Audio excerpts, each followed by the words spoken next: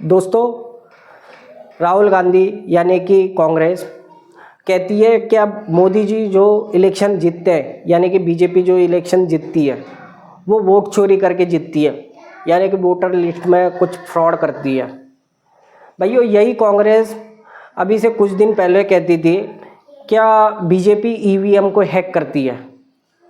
अब दोस्तों एक बात बताना, अगर बीजेपी ईवीएम हैक कर सकती है तो उसे वोट चोरी करने की क्या ज़रूरत है, वोटर लिस्ट में चेंज करने की क्या ज़रूरत है।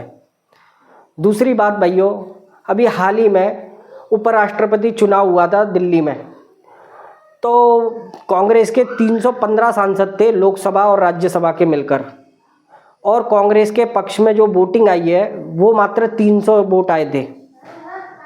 ये जो 15 वोट थे इन्होंने बीजेपी की तरफ से वोटिंग करी थी, बीजेपी को 25 वोट ज़्यादा आए थे। दोस्तों, ये वोटिंग कांग्रेस के ही कहने पर वॉलेट पेपर पर कराई गई थी, ईवीएम से नहीं।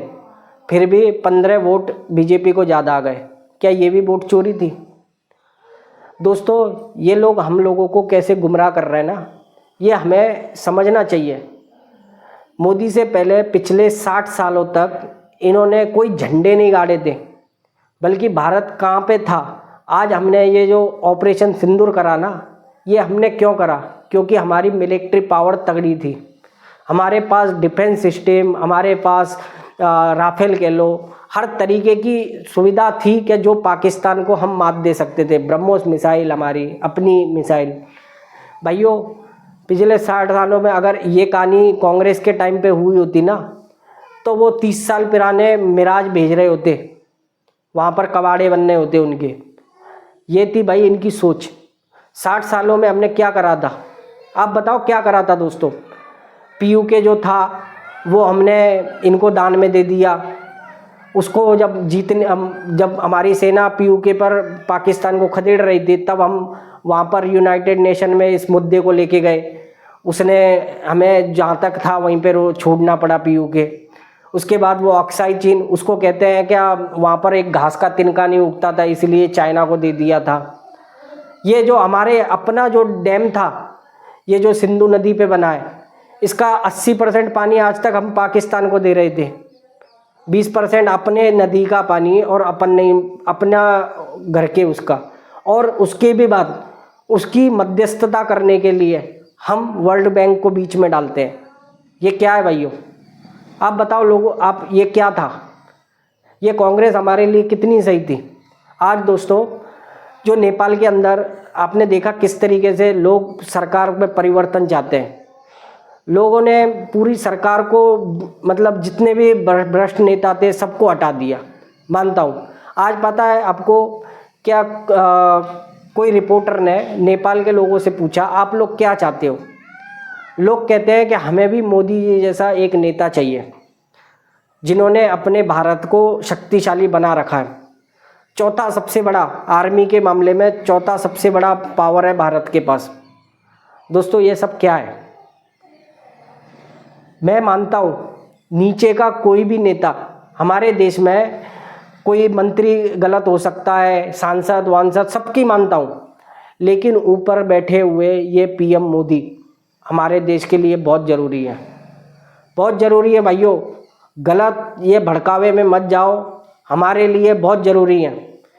पिछले 15 सालों के अंदर देश ने जो करा है ना भाइयों, उसकी ताकत है। आज डोनाल्ड ट्रंप के भी सुर नरम पड़ चुके हैं। मोदी के बारे में कितना हल्ला हुआ था कि डोनाल्ड ट्रंप ये कर रहा है, 50% टैरिफ। आज जो कहता है कि मोदी जी जैसा महान नेता नहीं, भाइयों उसके भी सुर बदल गए। यह है पावर। पहले हमारा 60 साल पहले देख लो आप, कांग्रेस के टाइम पर जो भी नेता वहाँ पर कहीं जाते थे ना विदेश यात्रा पर, ऐसे लगता था कि कोई 140 करोड़ भेड़ बकरियों वाला आ रहा है। आज कहते हैं कि 140 करोड़ टैलेंट आ रहा है। फ़र्क है, फ़र्क है भाइयों, समझो इस चीज़ को। कल मैंने दोस्तों एक पोस्ट देखा फेसबुक के ऊपर, एक बंदे ने लिखा था क्या, जैसे नेपाल में नेताओं को पीटा गया, अगर भारत में पीटा जाए तो आप किसको पीटोगे? डरना नहीं, सच सच बताना, ऐसे उसमें लिखा था दोस्तों। 80% लोग तो ऐसे थे क्या जो कांग्रेस या पप्पू पार्टी को कह रहे थे, 20% ऐसे भी थे, 20% में से 10% ऐसे थे जो बीजेपी को कह रहे थे, बाकी कुछ 10% लालू ममता वगैरह जो भी है। लेकिन दोस्तों एक चीज़ इसमें कॉमन थी। एक चीज़ क्या कॉमन थी? जितने भी मुस्लिमों के पोस्ट थे ना, उनका एक ही टारगेट था, वो क्लियर था, बीजेपी। ऐसा क्यों? क्यों बीजेपी मुस्लिमों के लिए कुछ नहीं कर रही है क्या? क्या आप इस देश में नहीं रहते हो क्या भाइयों? मैं किसी भी हर मुसलमान बच्चे से ये पूछता हूँ, तुम्हारे लिए क्या बुरा कर दिया है? अगर हमारे लिए शिक्षा है तो वो तुम्हारे लिए भी है। कायदे में रहो, फ़ायदे में रहोगे, बराबर है क्या नहीं दोस्तों?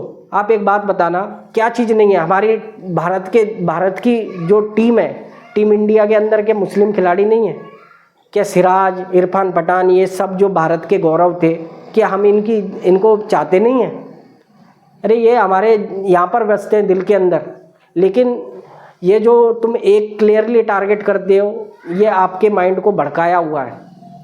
आप लोगों ने मान चुके हो कि बीजेपी हमारे लिए खतरा है। ऐसा क्यों? ये नेता नगरी आप लोगों को यही तोड़ने का कोशिश कर रही है। ये 20% जो वोट है ना, इनको ऑलरेडी ये विपक्षों ने खींच रखा है। और हम अपने आप में इस तरीके से टूट रहे हैं ना, कि कोई कहता है कि बीजेपी कोई, मतलब हमारे हिंदू में भी वोट ऐसे थे कि जो कह रहे थे बीजेपी को मारेंगे हम। तो एक बात बताओ, ये भटके हुए हैं, 20% तो वहाँ पर गए, और ये भी चले जाएं तो मोदी को गिराने में कोई ज़्यादा समय नहीं लगेगा। लेकिन भाई बहुत ज़रूरी है हमारे लिए मोदी जी। इस बार इलेक्शन में क्या हुआ है? जिस तरीके से बीजेपी एक तरफा इलेक्शन जीतती थी, इस बार जनता ने इस तरीके का गड्ढा खोदा था कि बिल्कुल गिरने के नायक थे। वो तो एनडीए के साथ से ये सरकार बन पाई है।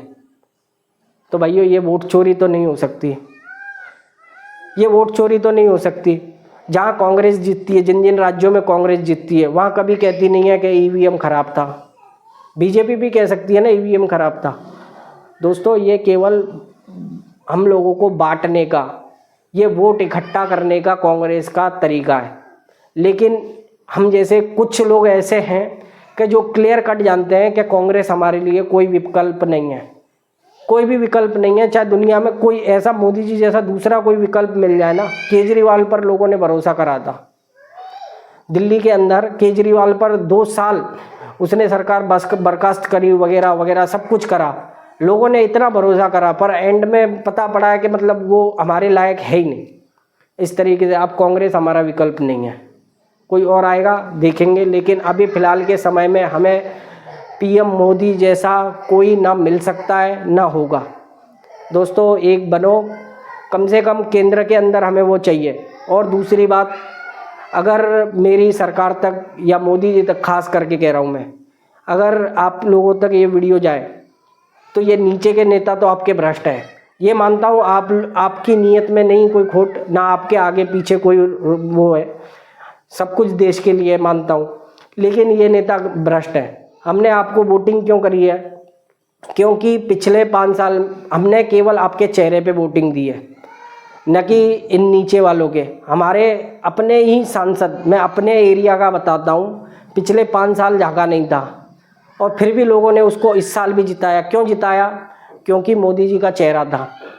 अगर वोट नहीं देते तो भी दिक्कत थी। तो हमें केंद्र के अंदर तो मोदी चाहिए था। लेकिन कहानी कहाँ है? कहानी आती है कि ये पिछले 5 साल झांका नहीं, अब 1 साल सा होते आया, ये फिर भी नहीं झांका।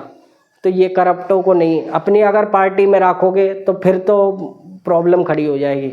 बस भाइयों मेरा आप लोगों से इतना ही कहना था कि दुनिया के, हमारे भारत के अंदर बहुत क्रांतिकारी पैदा हुए थे, लेकिन नरेंद्र मोदी जैसा भी एक क्रांतिकारी हमारे इस जीवन में मिला है, ये बहुत बड़ी बात है भाइयों। फिर से कह रहा हूँ, एक बनो, एक तरफा काम मत करा करो, ये भड़कावे के चक्करों को छोड़ दो। और बस भाइयों वीडियो अच्छी लगे तो लाइक करना, चैनल को सब्सक्राइब करना। जय हिंद भाइयों।